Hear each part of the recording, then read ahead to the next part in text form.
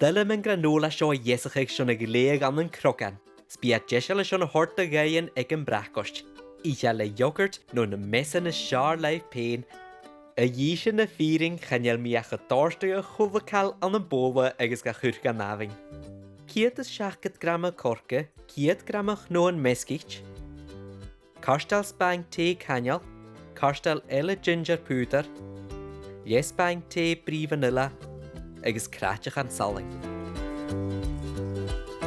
Ha schon a churmung hoorst gema, agus een noorschen kurmin a weib, 40 milliliter ollach no coco, agus een 9 hoes mialle.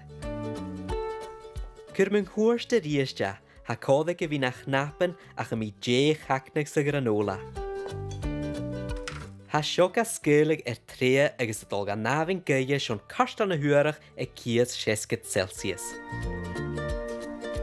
Jehig slie ha mi tort meskig elega ach een faie holle pies en 9 chess. Na de hika sa naving like mi lesh vurig, mes jijagan chrokan ha duinig gechaun. Kruasbach knoog agus milish, kuria dunje sa mi an een hoon sa watting.